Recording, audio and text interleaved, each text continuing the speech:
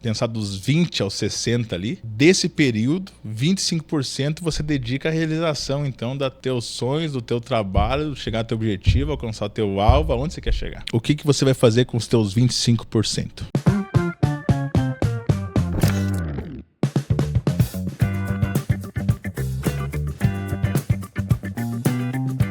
Aí começou, então, a obras, e eu acredito que tem inúmeras obras, não tem como você comentar de todas elas, mas teve alguma obra em específico, assim, que teve uma primeira obra que marcou, uma primeira situação que marcou a tua trajetória, assim, que você lembra?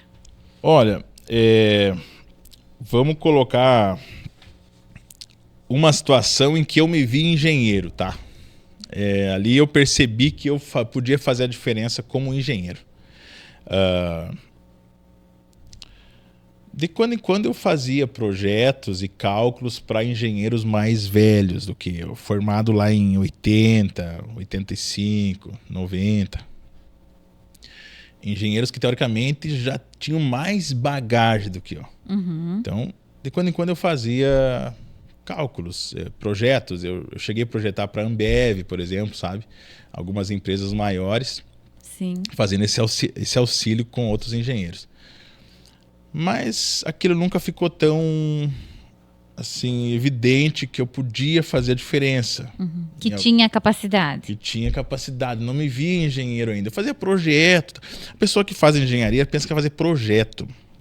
Não é isso. Tem projeto, claro que tem projeto, mas projeto ele é um procedimento. É uma parte do ser engenheiro. Digamos que a mínima parte. Ele é um procedimento, o projeto. Ele é um computador, um modo operante, um software para aquilo outro e tal. Você aprendeu a operar. Qualquer uma pessoa que não é engenheiro pode fazer ir lá, colocar os números fazer e ter o projeto. Uhum. Então, o engenheiro é mais que isso, sabe? Bem mais que isso. Uhum. E aí, quando eu vi que eu fazia a diferença... Sabia fazer cálculos? Isso, eu fazia uma diferença, mas nem eu me tocava disso. Até hoje ainda que eu fiquei meio pensando, será que é mesmo? Isso, que lá na faculdade tu não pega, sabe? Não pega a essência. Uhum. Lá tu pega genérico, um pouco de cada coisa. Sim.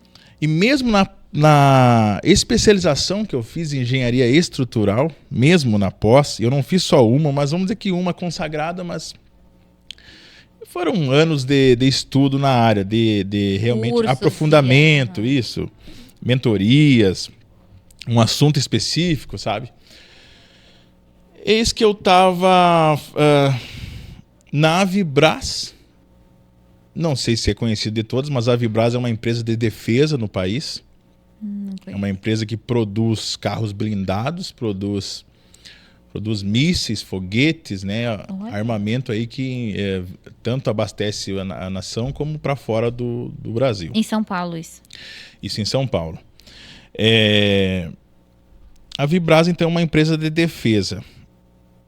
Eis que eu estava lá dentro, não vou contar toda a trajetória, senão fica longo, mas eu estava lá numa mesa chique, Joyce, uma mesona grande, um comandante não sei das quantas ali, que era uma pessoa bem robusta, bem importante na cabeceira da mesa, daí tinha diretor de engenharia, tinha o diretor de compras, tinha o chefe de projeto, tinha um cara internacional que cuidava dos testes das armas.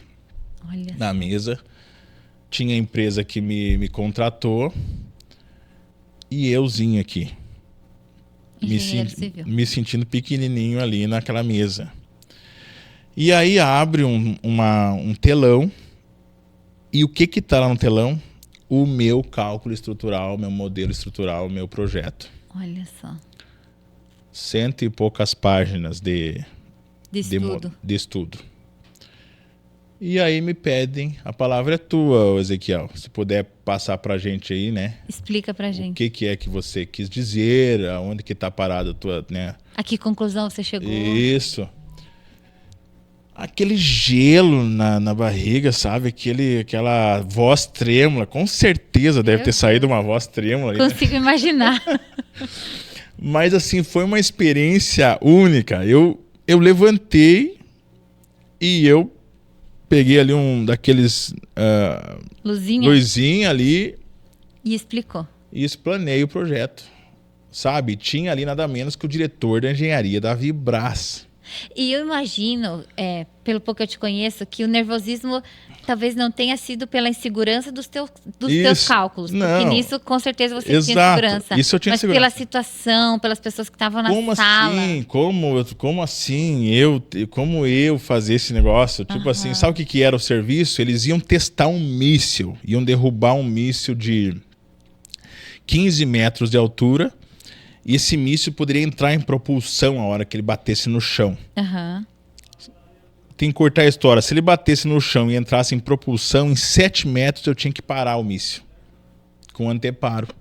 Com um anteparo de estrutura. Sim. Metálica. E Pronto. o teu estudo era para fazer O meu estudo era para fazer essa estrutura, para parar esse míssil. E foi aí a virada de chave? Ali foi uma coisa que não dá para te explicar assim, em poucas palavras, sabe? Eu percebi diferença na minha entrega. Eu não sou só um pedreiro, eu sou um engenheiro. Eu saí ali para fora daquela reunião chique, uma reunião chique mesmo, sabe? Daquelas que a secretária executiva tá com terninho. Olha só. E aí, os detalhes. E aí o proprietário lá da empresa que me contratou falou: meu Deus, Ezequiel, tu arrasou lá dentro, cara.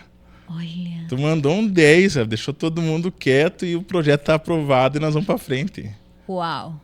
Então, que responsabilidade. Aquilo ali me colocou numa outra escada, vamos falar assim, sabe? Subiu o nível. Subiu o nível. Aí eu percebi que eu podia fazer essas entregas nesse nível. Eu fiz depois muitas outras para esses engenheiros, né?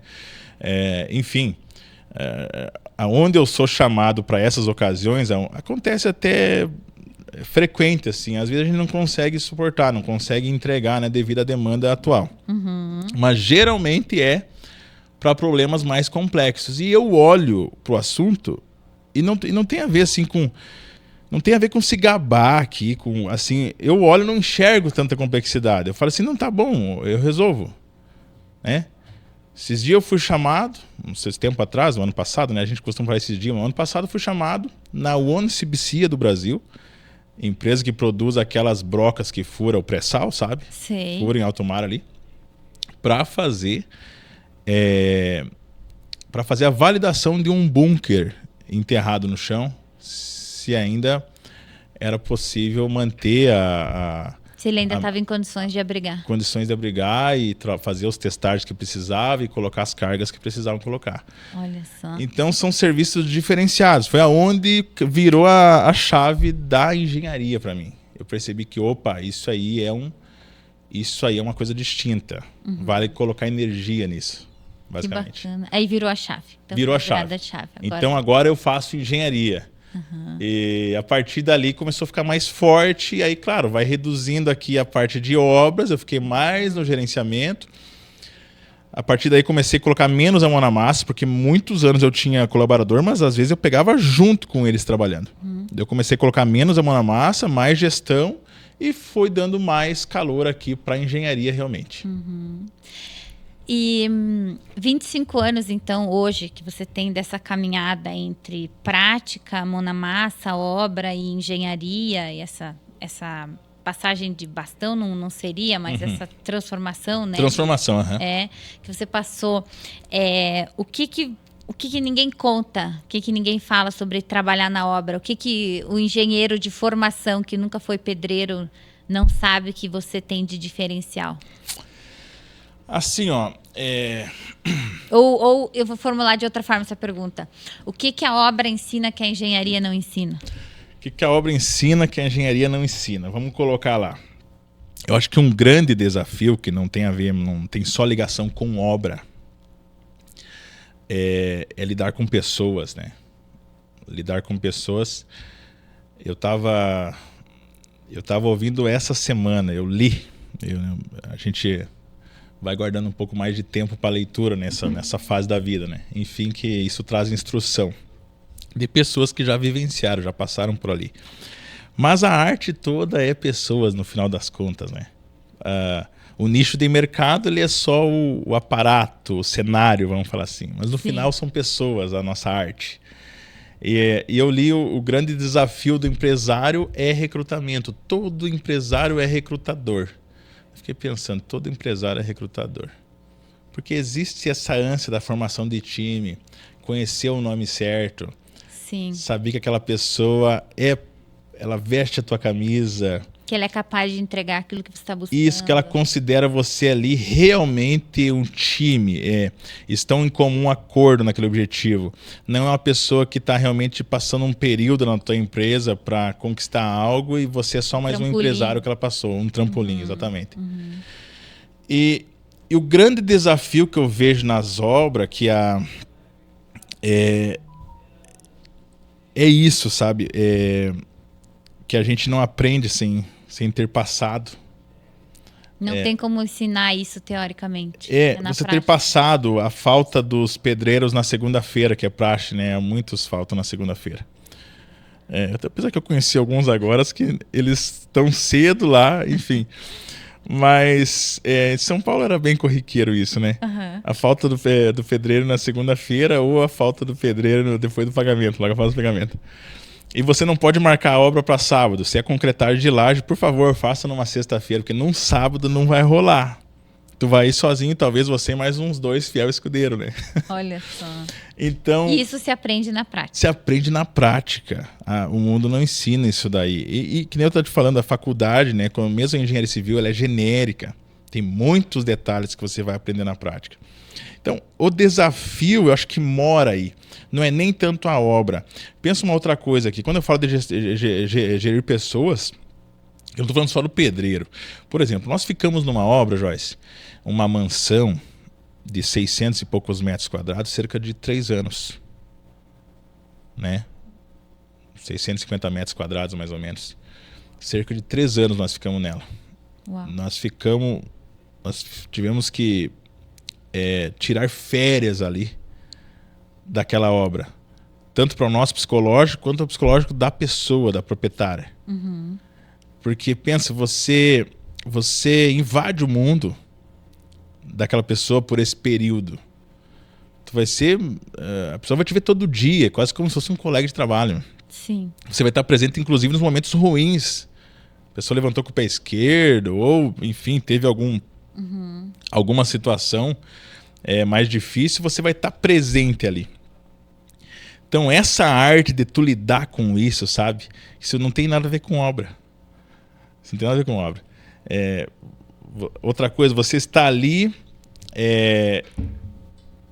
lidando com o sonho, muitas vezes, da pessoa. Está lidando com as economias, talvez, em muitos casos. A pessoa economizou X tempo para investir naquilo, porque é o sonho dela. Você está operando isso, sabe? Você está tornando aquele sonho realidade. O nível de responsabilidade sua no processo, o envolvimento, é fora de sério. Fora de sério, porque de algum momento, se você descuidar, você pode botar a perder uma relação de amizade, você pode botar a perder coisas que você já conquistou e tem que perde, né? Vender para poder reembolsar, por exemplo. Você pode entrar num cenário jurídico complicado, assim, é pouco. O limiar é pequeno, sabe? Quando Sim. você está lidando com pessoas. Então, E no final é tudo pessoas, né? Tudo pessoas. Obras são pessoas, serviços são pessoas, tudo é relacionamento, tudo são pessoas. Rivailto que fala muito, né? Pessoas, processos e tecnologia, né? Então você primeiro lida com pessoas para que elas... Né, o desafio da liderança é fazer com que elas funcionem juntas. E a tecnologia vem para potencializar isso, né? Já teve alguma obra que deu errado? Algum projeto que não Teve coisas que deram errado, sim, Joyce. Que eu vou te dizer assim, grandes prejuízos, sabe? Eu não tive grandes prejuízos. Mas eu tive alguma coisa que eu faria diferente, né? Que aquilo me atormentou por um certo tempo. Uma vez eu fiz uma troca de um telhado, isso eu já era engenheiro já, ó. Vai vendo como é que a vida te ensina. O telhado dele tinha um formato de corda. Não sei se te lembra, isso lembra muito os telhados japoneses, né? Esse formato de corda, assim. Sim. Então ele começa com uma grande inclinação e termina quase zero a inclinação. Eu devia ter analisado que um telhado desse não vai qualquer tipo de telha.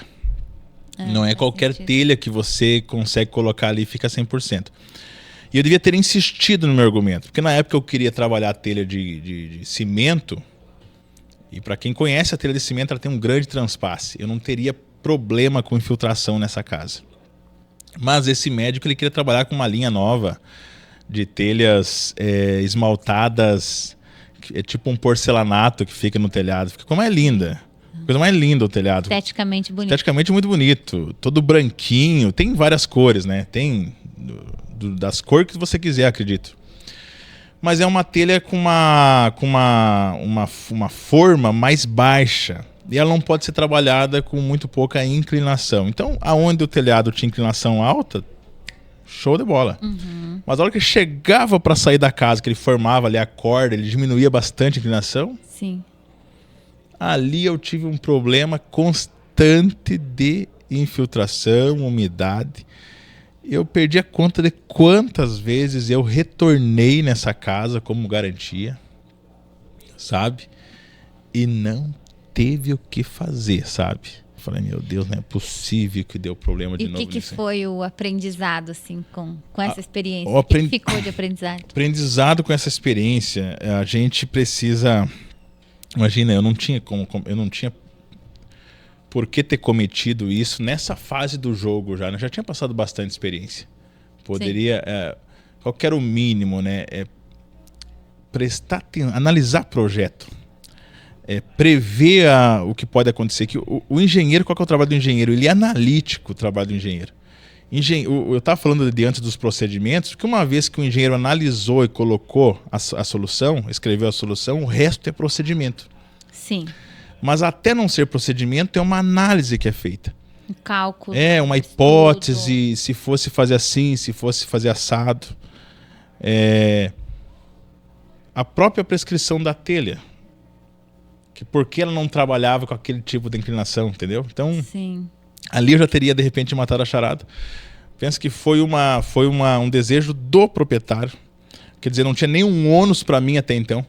Eu poderia... Aquilo foi de graça a compra. Eu simplesmente concordei com ele. Eu podia ter falado, não, pode ser que essa telha não funcione. Vamos refazer o teu telhado, talvez. Não, vai ficar muito caro, vamos no cimento mesmo. Entendeu? Então... É isso, sabe? Me lembro agora, me veio agora uma outra ocasião em que o aprendizado era simples. Eu fiz um serviço, inclusive a gente previu dias de chuva, porque eu não podia descobrir, eu trabalhei muito com cobertura, né? Eu não podia descobrir o prédio, era um prédio, nós estávamos a 12 ou 14 andares. A gente ia descobrir e eu previ em contrato dias de chuva. Ou seja, que podia acontecer, a gente ia olhar a previsão do tempo e tal, mas eu não posso simplesmente abrir o telhado e pensar que não vai chover nunca mais. Sim. E sabe que não durante o nosso trabalho a gente cuidou, não choveu no projeto, não caiu água no projeto, então cumpriu aquela parte do contrato.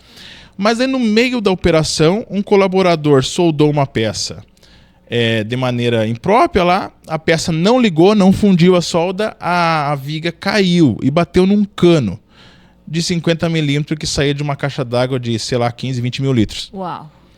Em 10 minutos que o zelador foi chamado, até ele conseguir chegar onde precisava para desligar a água, inundou.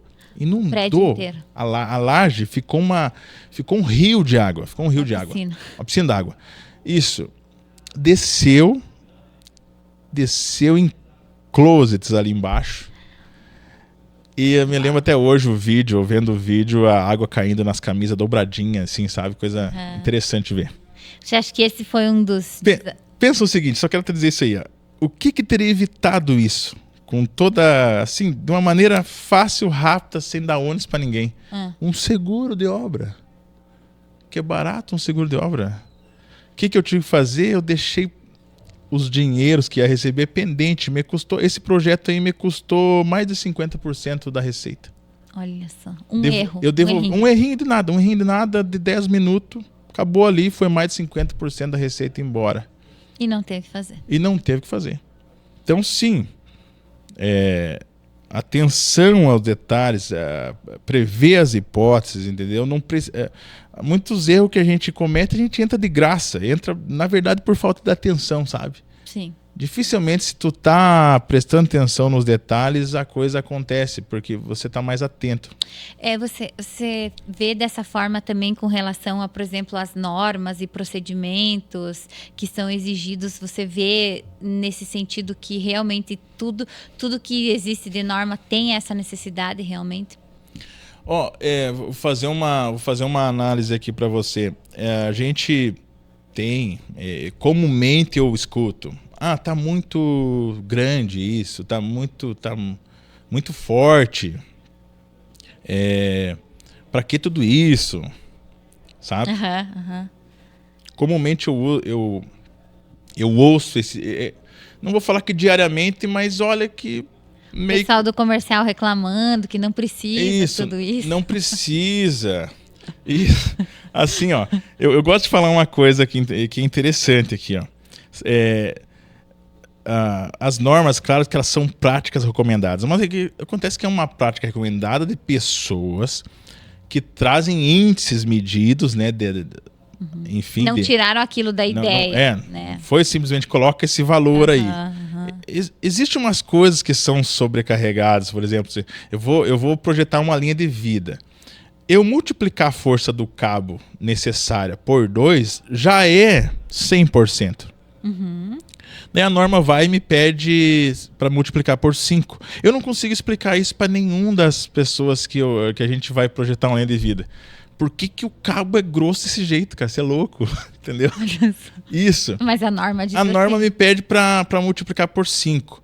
A gente tem ainda uma ressalva internacional, né? Normas Eurocode e normas internacionais que também são práticas recomendadas e não você ter uma norma nacional não impede de você usar uma internacional. Também são práticas recomendadas, também foi feito estudo de engenharia, às vezes até mais antigos do que os nossos. Aí eu vejo ali a multiplicação por 5, eu consigo ponderar como nisso. Então existe a visão do engenheiro em cima das normativas. Mas aí vem, por exemplo, algo que eu já citei, né, em palestras nossas, a pessoa nos... falando sobre construção de galpão, por exemplo. Galpão metálico, o maior problema de galpão é vento. O galpão ele é leve em si, ele tem pouco material, ele precisa ser dimensionado para vento. A maior carga que envolve um galpão. Aí tu vê vários galpão caídos aí no Brasil. Eu fico pensando o seguinte, norma prevê que você calcule o esforço de vento em uma parede. Hoje aqui para o Rio Grande do Sul, acho que nós estamos falando de 190 km por hora. Aqui basicamente. É 160 e... Isso, acho que para a região do Rio Grande do Sul, acho que se não me engano é 190. E aí a norma te pede para multiplicar por um fator de ponderação que vai acrescer essa carga, vai majorar ela, que a gente fala, em 40%. Vamos multiplicar por 1,4. Levaria 220, 230 km por hora esse vento. Sim. E ainda pede para mim minorar a minha instalação, que é a resistência do aço que eu vou usar nesse conjunto, em 15%. Pede para mim usar só 85% do efetivo da barra. Já está trabalhando com uma margem de erro alta. Isso, já está trabalhando com margem de erro alta, já está minorando a resistência do teu material. E ainda ela não permite que você trabalhe no regime plástico do material, que é depois da deformação, onde ele não volta mais. Ela diz que eu tenho que trabalhar no momento que eu movo uma estrutura que ela volte no estado original. Ou seja, a gente chama de regime elástico do material. Então, dá uma diferença enorme de resistência uma coisa para outra. E assim mesmo, pensa o seguinte, e tu não tem histórico de evento no Brasil em nenhum ano para trás que tu tenha medido que passe dessa quilometragem por hora. E quantos galpão que tu tem caído? Teoricamente era para tu dizer que não pode cair galpão no Brasil. Que não tem vento para isso. Sim. Mas por que cai galpão no Brasil? Obviamente exato, porque as pessoas não consideram a conversa com o engenheiro tão necessária. Sabe? Isso aí é uma das coisas que a gente enfrenta e não é de hoje isso é antigo. É um dos desafios da carreira como engenheiro. Um dos desafios da carreira é você conseguir... eu ia falar aqui, né, a coisa fundamental. O que é indispensável? É você conseguir vender, né? Por mais que você... o vendedor... Sim. O vendedor vamos falar assim, a função fundamental do negócio, porque mesmo que eu tô dizendo aqui uma verdade, eu precisaria saber vender isso. Sim. Eu precisaria falar de algum modo que o meu cliente fala, meu Deus, como eu não pensei nisso? Faz sentido, por favor. Um ensaio SPT, que é um estudo para saber as características do solo, custa... Não sei se custa 1% da obra, acho que menos de 1% da obra. Talvez 0,5% da obra. Te dá as características do solo para você projetar uma fundação com segurança. Para você não exagerar na quantidade de concreto. Para você não exagerar na quantidade de ferro. E isso é feito em todas as obras? Isso não é feito em todas as obras. Por quê? Porque é desnecessário a linguagem do povo. Sim. Então, assim... É isso. Acho que todo mundo, antes de ser alguma coisa, deveria ser vendedor. Talvez pudesse funcionar melhor essa relação. Do que seria ideal pelos olhos da engenharia e do que é ideal aos olhos de quem está investindo, vamos dizer assim, esse contraponto, né? Conseguir ter essa percepção, né? O Riva fala muito de percepção, né? Você conseguir agregar valor no teu produto, porque às vezes o teu produto tem valor. Essa semana eu estava vendo um vídeo, né? No ócio, na hora do ócio lá, né? Eu estava vendo um vídeo. O violinista, um famosão que existe no mundo, não vou ter o nome dele aqui para a gente compartilhar, mas estava tocando, ele tocou 6 clássicos num intervalo de tempo, com um violino de aproximadamente 4 milhões, eu acho. Uau! E ele tocou numa estação de trem. E ele conseguiu arrecadar, se não me engano, foi $53 e ali alguns centavos. Olha só. O cara falando de percepção de valor. Sim. Porque tava no ambiente. Ele não estava no ambiente, né? Não estava no ambiente. Então essa coisa do saber vender, o agregar valor, ele tem a ver com muitas nuances, né? Ele pode trazer aqui um leque de situações que a gente poderia conjugar para esse... Porque se você não tem a percepção do valor daquilo, você não está disposto a pagar o preço. Exato, você não está disposto a pagar o preço. É igual a história do seguro de obra. Isso. Então, depois que eu precisei dele uma vez, o que ele teria sido útil, aí eu estou disposto a pagar ele depois. Um problema de fundação de uma obra, ele pode gerar anos de incomodação. Pode condenar uma obra, né? Pode condenar uma obra, pode gerar anos de incomodação. E ali a pessoa vai estar evitando, eu não sei, um SPT de 3 pontos, que geralmente é 3 pontos medidos. Claro que depende do tamanho da obra, mas o inicial, vamos falar assim, de repente está na casa aí dos 4 mil, 5 mil. E o que aquilo vai trazer de bem para aquele empreendimento de segurança é enorme. Entendeu? E o trabalho da engenharia precisa ser vendido, ser visto dessa forma, né, Eze? Você acha que entre projetar, calcular, executar a obra e gestão de pessoas, qual das 3 coisas que exige mais jogo de cintura? Gestão de pessoas, sem dúvida, né? Eu ia colocar o seguinte, que talvez não estariam na mesma frase isso, né? Porque o gerir pessoas, ele acontece dentro do ambiente de projeto e acontece dentro do ambiente de obra, né? Interessante. Agora, exato, ele está ligado com esse conjunto todo.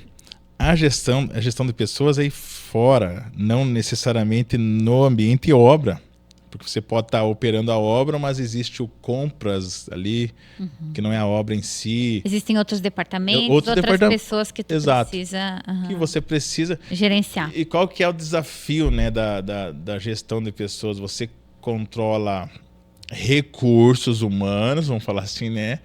Equipamentos, tecnologia, materiais, insumos, e você precisa congruir para um resultado positivo. Fazer tudo aquilo ali fazer funcionar.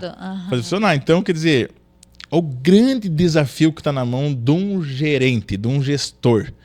Sem dúvida nenhuma, eu diria hoje que olhando, tendo essa experiência de estar lá com a mão na prática e olhar esse quadro de hoje, fazendo a coisa acontecer, sem dúvida nenhuma que a gestão ela é o maior ônus, é o que, não sei se é o mais moroso do processo. Mais trabalhoso. Você iniciou a tua carreira, então, literalmente como servente de pedreiro, foi empreiteiro, se formou engenheiro, você possui a tua própria empresa, Hidalgo Engenharia. Você hoje atua como diretor de uma equipe grande, uma equipe bacana de engenheiros, não só engenheiro civil, onde também tem engenheiro eletricista, tem arquitetos, uma equipe bacana, departamento técnico. Como que você vê que mudou a tua forma de liderar essas pessoas do início da tua carreira, que você comentou, eu tinha 23 pessoas na minha equipe em 2015, Sim. Eu não tinha nenhuma empresa formalizada, né? Você acha que era o mesmo ESE lá, é o mesmo ESE hoje? Qual que foi a principal mudança? Com certeza não, né? Assim, eu tive uma boa performance, vamos falar assim. Eu nunca tive, por exemplo, um processo trabalhista dentro da minha gestão. Isso já diz bastante coisa. Isso já fala muito, né? Então, por mais que eu seja meio grosseiro, talvez não era aquele cavalo, né? Porque, de certa forma, funcionava. Sim. Mas, assim, vamos pensar assim, o que mudou de lá pra cá? Eu tinha uma coisa comigo assim, se você não conseguiu resolver, Joyce, larga aí que depois eu resolvo. E eu resolvia mesmo. Durante um tempo eu não pegava trabalho que eu não pudesse colocar mão.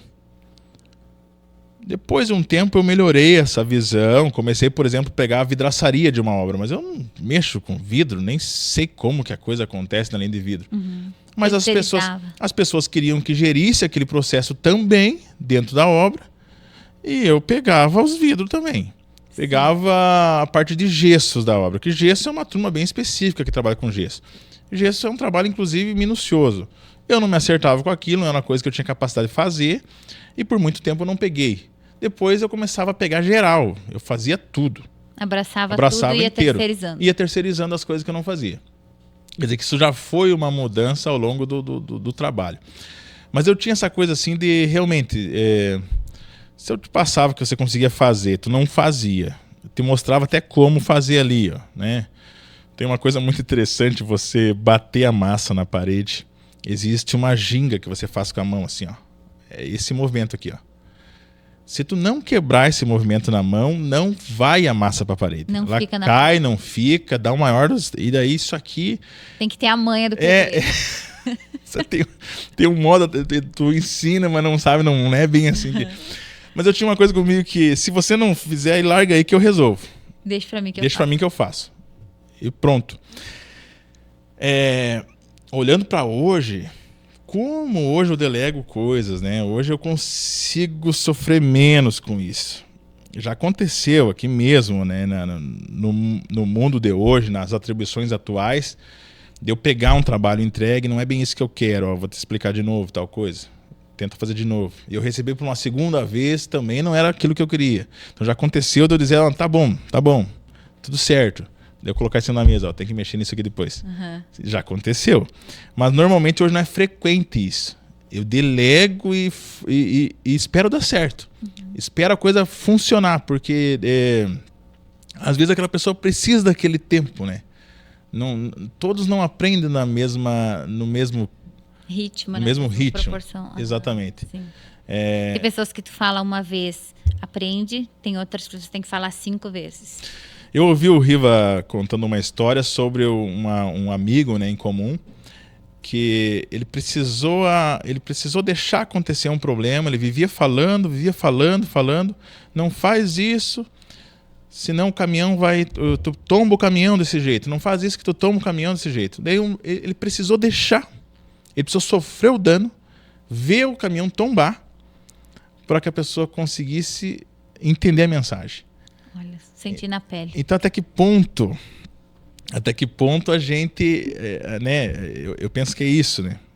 tá disposto a sofrer esse dano. Então eu tenho aprendido bastante. Acho que o Waze de antes e o Waze de agora tem uma diferença, dá até para dizer que radical aí. A própria maturidade também, né? Isso. Vai amadurecendo também, né? Já não é mais um rapazinho de 20 e poucos anos. Agora tu é um homem de quase 40 anos, né? E tem umas coisas assim, tem aquelas coisas que você ouve ainda hoje. Esses dias aconteceu alguma coisa. A pessoa veio com uma informação diferente de que eu conhecia. A gente entende que as coisas atualizam. A vida do engenheiro é quase como que um médico, precisa se atualizar constantemente. Eu acho que é assim com todas as profissões. Vamos pensar o advogado também, né? As leis vão mudando, vai vindo as emendas. Sempre tem novidades, né? E aí você ainda precisa fazer aquela, olha, cara, tem certeza disso? Tu olhou em algum lugar, tu pesquisou? Não, é normativa. Mas assim, vamos reconsiderar uma coisa assim, não faz muito sentido. Tem coisas que não mudam, sabe? Tem coisas que elas se potencializam, elas melhoram, elas aperfeiçoam, mas não perdem uma essência. Então a maturidade nesse ponto, né, do antes para o agora, então a gente critica mais o ponto de vista. Tem certeza? Isso aí sofreu uma atualização? Você já foi ver de que ano que é? Busca para nós, porque me parece que não está fazendo muito sentido, entendeu? E aí você agita as águas. Vai te trazendo isso. E talvez quando eu fosse mais novo eu já ia de cara ali. É igual olhar vídeo fake, né? Sim. Enfim, você olha e vê que é um absurdo, que aquilo não é real. Mas quem que já não compartilhou um vídeo fake? Sim. Acho que já compartilhou, né? IA, colocou num grupo lá um vídeo, daí a pessoa fala, você nem foi ler sobre isso daí, cara, isso não existe, nunca foi feito dessa forma, entendeu? A pessoa já compartilha ali. Então, a maturidade traz isso para nós, traz um pouco aqui de resguardo, a gente analisa um pouco mais antes de agir. E nessa realidade que você está hoje, ocupando um cargo de... Bom, a engenharia em si, ela tem uma responsabilidade gigante, nem vou entrar nesse mérito, né? Porque uma edificação que você assina, se ela não ficar de pé, ela tem um impacto, meu Deus, né? Isso. Então, mas assim, falando no papel que você está hoje, como diretor, como responsável por muitas coisas, além de uma obra em si, além de uma RT, né? Teve alguma decisão que você teve que tomar? Alguma decisão difícil que impactou muita gente? Já teve alguma decisão assim que você tirou o sono, assim, que te tirou um pouco do sossego? Não, assim, que impactou pessoas, não. Ainda não cheguei nesse nível de tomar uma atitude de impacto nesse nível, né? De você repercutir em pessoas. A gente tomou a obra agora de Sepitiba para nós aqui. A obra fotovoltaica lá no Rio de Janeiro foi uma obra desafiadora, mesmo para mim. Eu precisei indicar nela fazer um rio. Brincamos ali na engenharia. Pode botar um barquinho no projeto? Coloca um barquinho. E apresentamos... Desloca o jacaré? Isso. E colocamos o barquinho mesmo, né? Deu risada isso na apresentação, né? Que legal. Colocamos o nome, piscivoltaic, né? Criação de peixe e geração de energia. Geração de energia.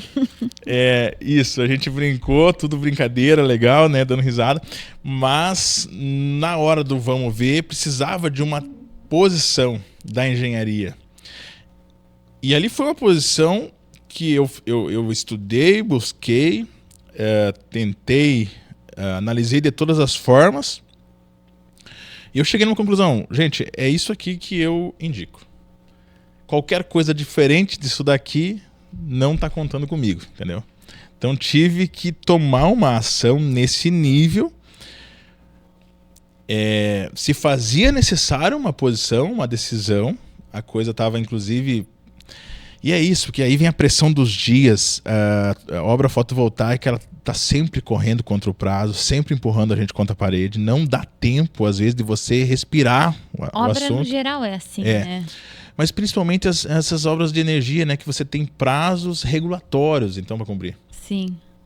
Então precisava, eu confesso que fui postergando a decisão porque eu queria ter certeza. Eu vou abrir... É uma responsabilidade enorme. O Joyce, assim, foi mais de 1.000 carretas de material. Tu entendeu que é uma decisão que move isso? Que impacta a vida de muitas pessoas. Foi mais de 1.000 carretas de agregado. Teve maquinário pesado por dias trabalhando e removendo e fazendo aparecer. Haja terra, né? A gente brincou, né? Haja terra.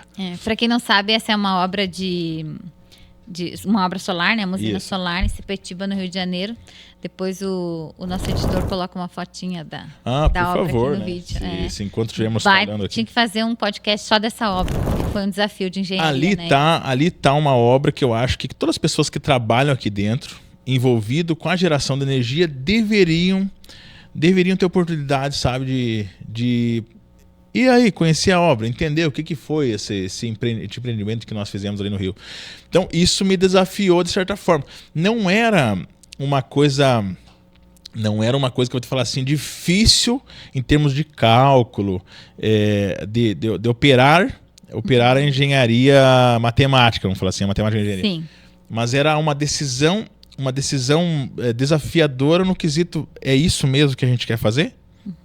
Porque daí impacta em preço, custo, em entrega, em tempo. E uma obra dessa, se você mexe um pauzinho ali, você muda ali um peso de um aço. Se tu economizar, por exemplo, 1 quilo de aço no sistema de pórtico de cada placa, gera uma fortuna de dinheiro devido à quantidade de peso a quantidade de quilo que está presente no projeto. Então, altera tudo. Com certeza ali foi uma obra desafiadora, inclusive para mim ali. E como que lida a EZE com pressão, com prazo, com responsabilidade, com gente te exigindo uma data, prazo fechando? Como que lida com isso tudo sem adoecer, sem sofrer uma ansiedade, uma crise? Como que faz para equilibrar tudo isso? Chegar em casa... Como faz para chegar em casa e ser só o pai do Lincoln? A pergunta acho que tem que mudar ali, né? Como saber quando tá doente? Como identificar o momento de como identificar aquele buscar ajuda? Isso, como identificar quando você buscar ajuda? Porque a gente vai entrando num piloto automático, numa situação dessa, que você não percebe realmente quando você está precisando de ajuda, quando você grita com alguém, quando você passou do ponto. Isso acontece numa situação dessa. Isso, vamos falar assim, é permitido, vai. Uhum. Tá nada. Claro que depois tem que fazer ali os 70 vezes 7, né? Sim. Que Jesus ordenou lá. Mas a gente. Isso é ruim, né? Isso é ruim. Até o ato de voltar atrás, mas assim, fica uma coisa muito difícil quando você já se excedeu. Você sente que você trabalha bastante nesse sentido, assim, vamos dizer, no limite, assim? É muita pressão, é muita coisa? Ou tem obras que, não, essa aqui agora estou numa fase... essa obra foi no auge, assim, foi lá no limite de tudo. Agora não, agora estamos numa fase Tem essa sazonalidade. Tem algum momento que você está mais no limite, com certeza. Não daria para viver todo o tempo no limite, acho que não teria graça o jogo, não é para isso, né? A gente vai um tempo, você testa lá e depois se permite se recuperar e voltar mais forte, teoricamente. A gente com essas obras grandes, acontece com mais frequência, se atingir esse pico. Você está fora de casa, viajando, eu tenho então essa condição de saúde precária, né? E avião, e carro, e quilometragem, e você não tem o tempo de descanso, você precisa chegar lá e operar. Sim. E muitas vezes a gente, nessas obras grandes, a gente vai no sentido de operar, não aquela fiscalização, que seria, entre aspas, mais simples. Sim. O trabalho. Mas a gente vai trazer solução, vai entender como melhorar o prazo da obra, como, sabe? Essa obra de Sepetiba, ela foi desafiadora em todos os sentidos. Nós tivemos que fazer uma grande quantidade de concretagem em pouco tempo e nós tinha chuva muito desafiadora. E como era um ambiente de charco, uma área muito encharcada, aquilo não secava, sabe? As pessoas trabalhando por meio daquilo. Então, quando você vai, não tem como tu não se envolver nesse processo. Não existe como você passar reto. Então, sim, são os picos, vamos falar assim. Sim. E a gente não deixa de ter os nossos assuntos aqui dentro de casa. Ou seja, obras grandes lá rodando lá fora e obras regionais aqui dentro e a cobrança do comercial. E o Ezequiel é só um. Não, a cobrança ali ela vai acontecer da mesma forma e talvez até com a mesma intensidade, porque o cliente não tem essa separação de obra menor, obra maior. Cada um vê a sua urgência. Cada um vê a sua urgência. Exatamente. Uma coisa que a gente aprendeu a fazer com a maturidade é ser igual pena de pato, né? Pena de pato não absorve água. Então, pode estar chovendo, a água bate e rola. Então, a gente... o Riva usa mais coco, né? Mais coco. Mais coco, menos tomate. Menos tomate, isso. Então, a gente aprende a aguentar um pouco, suportar um pouco essa carga. E assim... E aquilo não te deixar sofrer tanto. Isso. Eu não sei quem gosta de ser cobrado, mas eu não serviria nem para fazer cobrança, sabe? Se me colocar num setor que eu tenho que cobrar alguém, meu Deus, acabou. Sim. Acabou com toda, sabe? Eu não consigo. Se eu tiver que fazer uma cobrança... Porque parece tão óbvio, né? A pessoa nos deve e ali ela precisa fazer o pagamento. É uma coisa que não precisaria voltar naquele assunto. Não serviria para essa função. Isso, mas não serviria para essa função. E aí, nessa função que temos, não tem como correr disso.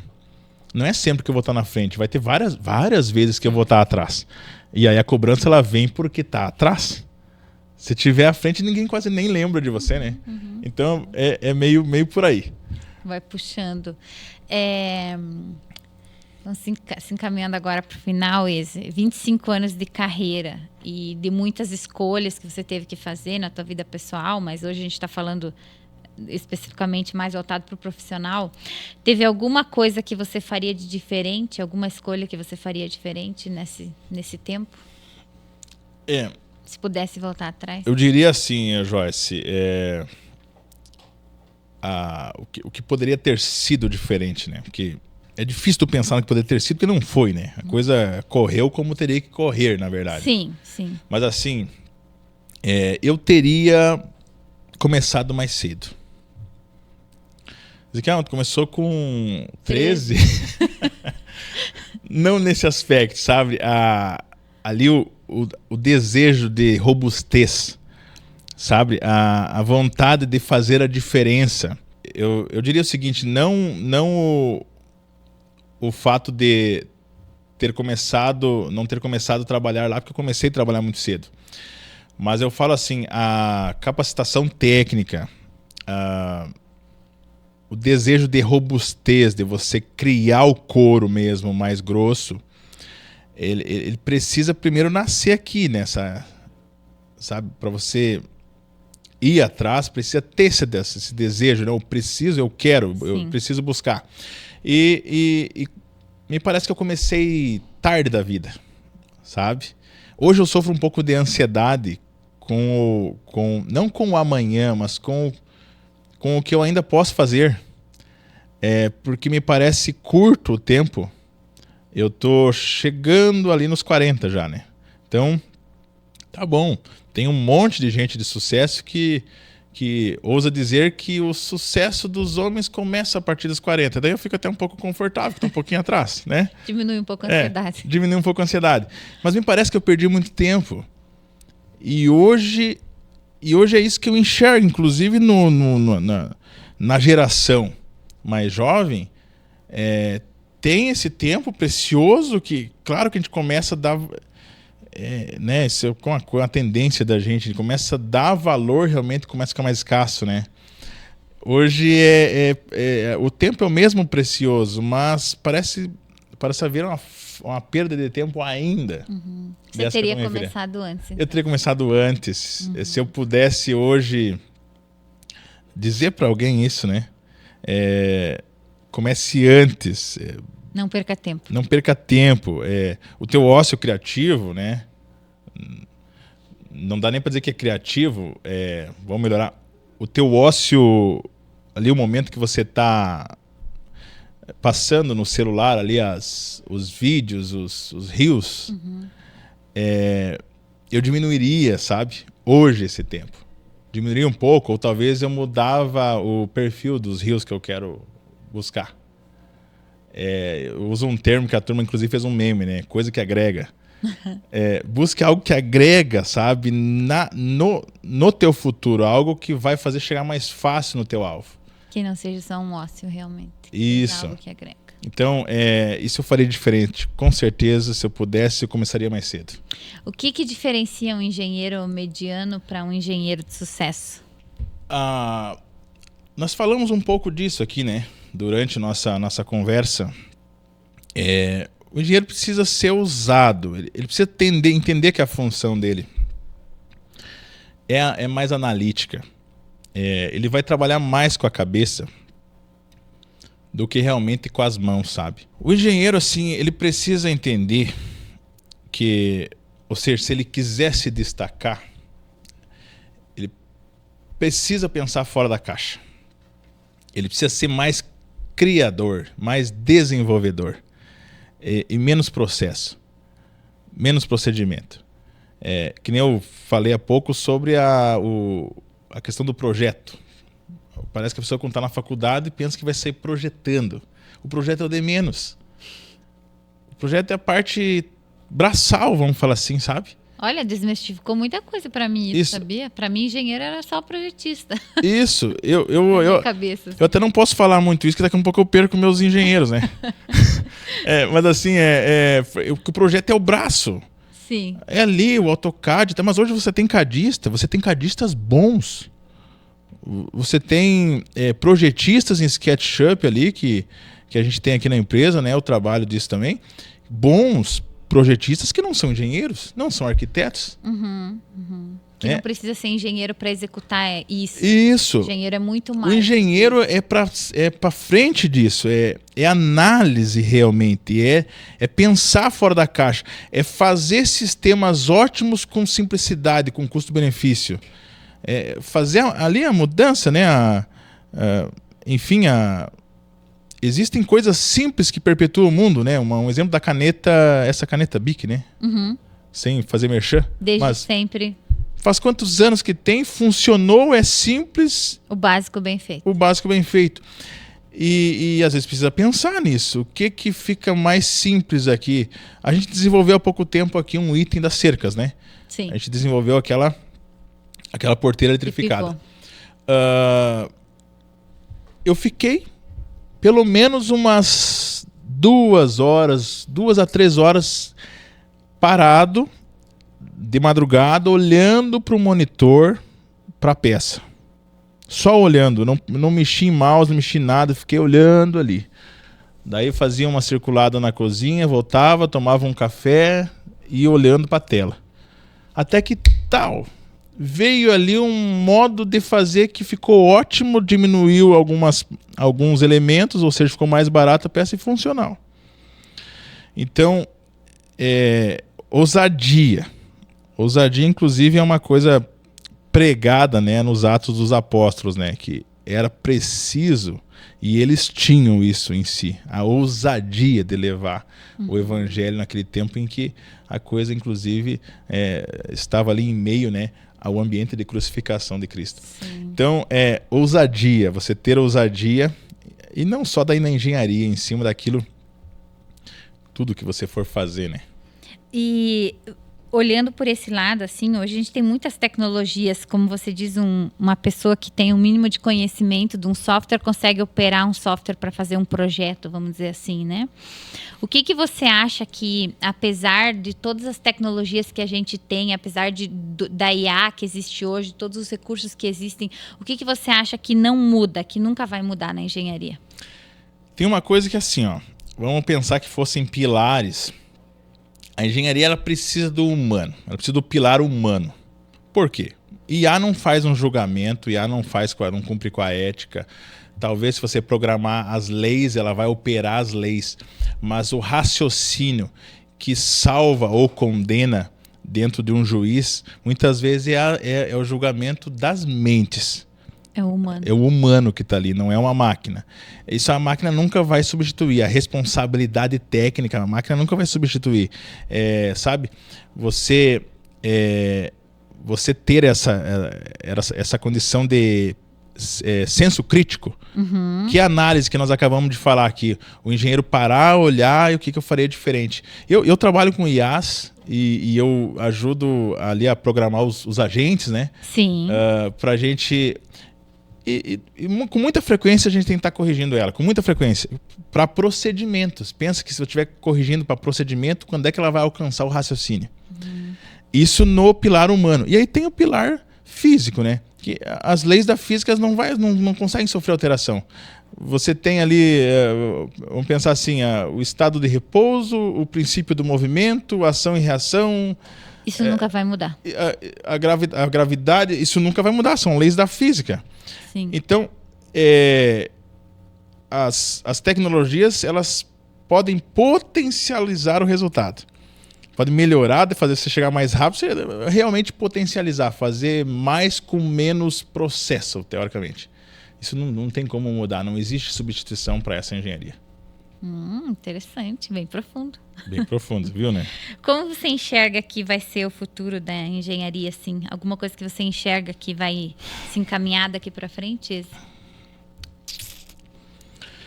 Eu penso o seguinte, hoje, há pouco a gente falava, né? Existem praticamente fábricas de engenheiros.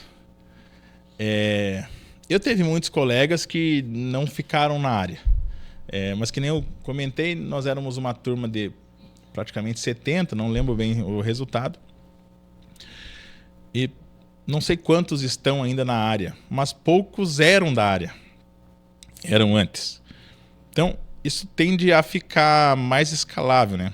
Eu acredito que ao longo do tempo isso vai ter mais quantidade.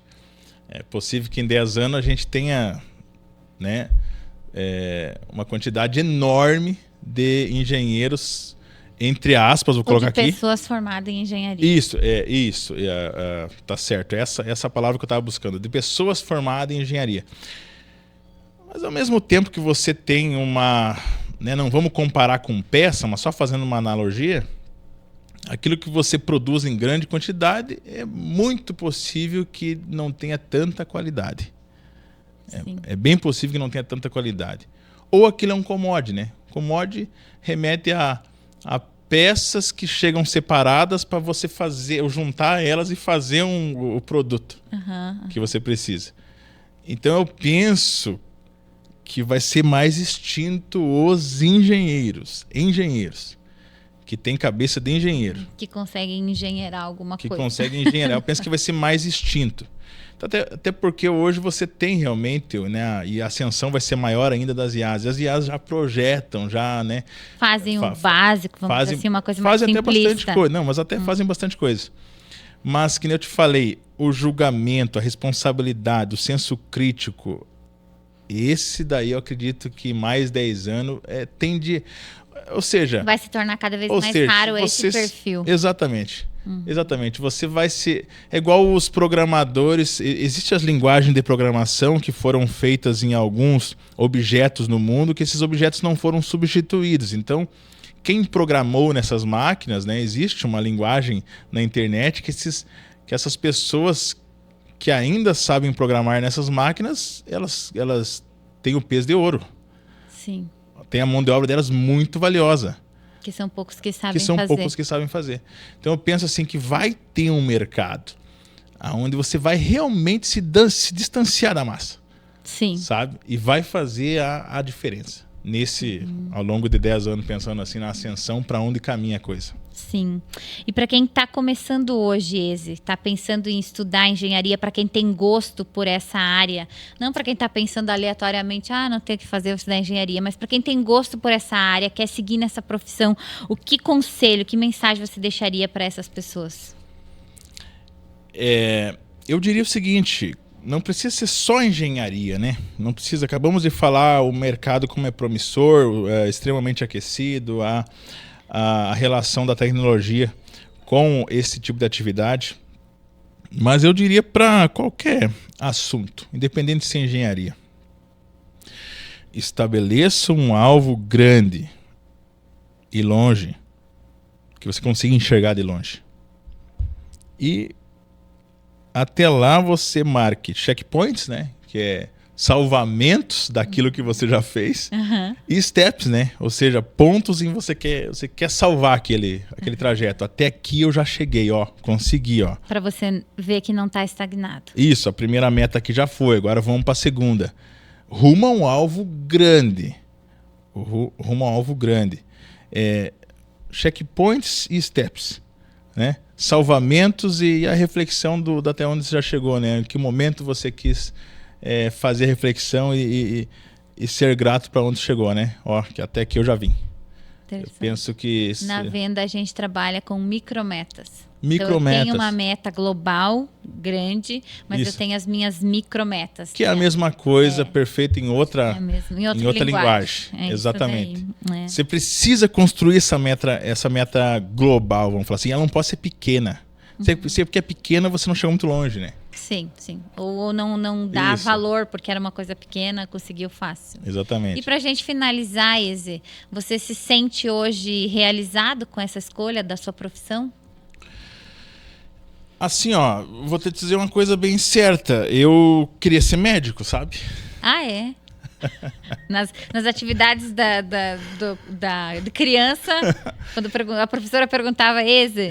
eu sempre quis ser médico. Eu visitei a sala da anatomia na UFSM. Eu adorei. Foi uma visita...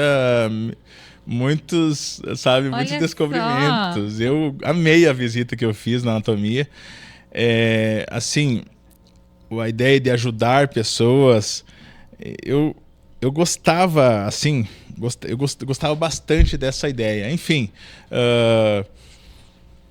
alguns animais aí cuidando no currículo, animais com fratura, com corte, com isso, eu gostava de cuidar ali, curar ferida, enfim. Eu tinha assim uma lógica criada por muito tempo, me seguiu isso, que eu seria um médico. Tinha um gosto pela medicina. Mas o que eu te falo que talvez tivesse começado mais cedo, né? Porque daí a vida te mostra outras coisas. Daí o jovem quer um casamento, daí... enfim, parece que tem algumas coisas que são atropeladas, entendeu? A vida vai acontecendo. E logo um curso de medicina... Hoje, no nosso país, é extremamente concorrido. Quase não tem lógica as provas que você precisa fazer para entrar. Eu sempre diria assim, se eu vou estudar engenharia, por que eu preciso de tal matéria que parece não ter nada a ver com engenharia? Né? Mas, na verdade, aquela matéria ali é justamente um jeito de medir, né? Medir quem entra e quem não entra. Então não é diferente com a medicina, é a mesma coisa. Então, eles colocam o ponto de corte lá em cima, fica bastante complicado de você entrar, né? Enfim, quantos anos teria que estar estudando a fim daquele objetivo? Mas sim, prova que isso é possível, que tem muitos médicos se formando todos os anos. Mas enfim, que para mim a vida escreveu diferente, né? Ela me jogou lá nas pedras mesmo, a trabalhar para formar casa com aquilo, né? Formar as casinhas. E eu queria mais desse mundo. Então, assim, para mim, está sendo satisfatório. Até hoje, como a Márcia gosta de falar, né? Eu estou engenheiro. Não sei o que eu vou ser. Eu gosto de cozinhar, né? Então, é possível que a gente pegue um veiozinho nessa linha, né, de pensamento. Faz pão ainda, esse? Não faço mais. Não sei se vou voltar a fazer. Perdeu a veia da padaria.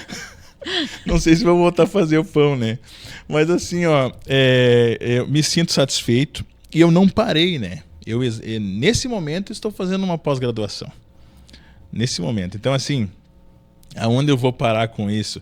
Eu estou fazendo uma pós-graduação em pontes, sabe? Olha só. E o que tem a ver com fotovoltaico? Quer dizer que atualmente não tem nada a ver com o seu trabalho. Esse dia eu conversando com o Riva deu risada e nós rimos junto, né? E o que tem a ver uma coisa com a outra, né? Enfim, não considero um desvio de foco, porque tem muito a ver com a engenharia que eu atuo, estrutural, tá? Eu posso... É um produto diferente, mas é a mesma engenharia. Exato. Eu trabalho no ramo de patologias, né? Laudo estrutural, identificação de problemas. Então eu muito facilmente posso operar nesse nicho de mercado, sabe? Então, assim, me sinto satisfeito até aqui e me sinto satisfeito com a escolha para frente aí. Mas, de fato, né, a Kelly brinca assim, se tiver outra vida, vou ser médico. Legal. Eze, a gente, então, conheceu um pouco da tua história, da tua trajetória mais voltada para o lado profissional, né? Para quem está acompanhando a gente, está assistindo a gente, que mensagem que você tem para deixar da tua trajetória, da tua vida, para quem está assistindo, o que você aprendeu disso tudo? Eu sei que não vai conseguir resumir em uma frase, né? Porque é muita coisa, ainda teria muito a explorar, né? A gente já ultrapassou o tempo aqui. Mas que mensagem você deixaria para quem está nos assistindo disso tudo que foi falado aqui? Então, primeiramente, a palavra que eu gosto, que me acompanha, né, eu já citei aqui antes, é resiliência, né? É a arte de você se adaptar às mudanças do ambiente, né? Ou seja, né, não reclamar muito e dar um jeito de se resolver, né? Esse é o primeiro ponto. Segundo, para onde nós estamos indo? Então, eu falei da ansiedade que me dá aqui quando eu vejo que eu já vi metade da vida. E quando eu falo metade da vida, é sim, porque a média da vida né, não sei se talvez dos brasileiros, talvez seja 70 e poucos anos, né? E até os 20 a gente não fez nada. E depois dos 60 a gente não quer mais trabalhar. Tem um intervalo. Existe um intervalo que é relativamente pequeno, sabe? E uma coisa que eu queria deixar aqui como compartilhar uma curiosidade que talvez você nunca tenha olhado por esse lado, é que pensar dos 20 aos 60 ali, que você tem dá para dizer que você tem o teu vigor para entregar, se você conseguir viver essa vida nesse período que você vai entregar o teu objetivo, alcançar o teu alvo, fazer as tuas realizações, né? Ele não é de todo o tempo para isso. O que eu queria deixar aqui para você é que mais ou menos isso existe um cálculo que você faz em horas, tá? Posso apresentar essa matemática em outro tempo, mas existe um cálculo que você faz de horas que não chega a 25%. Desse período, 25% você dedica à realização, então, dos teus sonhos, do teu trabalho, chegar ao teu objetivo, alcançar o teu alvo, aonde você quer chegar. E eu deixaria de reflexão o seguinte: o que você vai fazer com os teus 25%? O que é que você tem para fazer? Possivelmente, esses 25% dê em torno de 90 mil horas. Que você vai dedicar para alcançar onde você quer chegar. O que você vai fazer com os teus 25%? Eu já não tenho mais 25%, né? Eu já tenho a metade disso, porque eu estou falando dos 20 anos em diante, eu já estou beirando os 40, então já não tenho mais. Já está na metade do tempo. Já estou na metade desse tempo de disponibilidade. É isso que eu deixo para você. Persiga os teus ideais. Se você sente que estagnou, revisa a trajetória. Pode ser que está ali pertinho aonde você desviou. Altera a rota. Altera, corrija a rota. Ou de certo você sonhou pouco, teu sonho foi pequeno. Então estabeleça um alvo maior agora, já que tu chegou, né? Estabeleça um alvo maior a partir de agora. Mas não fique parado, porque o tempo é muito pequeno e quando vê já foi. Quando vê já acabou. Bacana, bacana. Obrigada, Eze. Obrigada pela tua participação. Você pode conferir outros conteúdos aqui no Empreende Podcast, no nosso canal. Tem outros vídeos, outras entrevistas. Na próxima semana a gente está lançando mais uma entrevista. E essa semana, então, o assunto foi engenharia. Obrigada, Eze, pela tua participação. Obrigado a vocês. Quando precisar, estamos aí. Isso aí. Valeu. Até mais.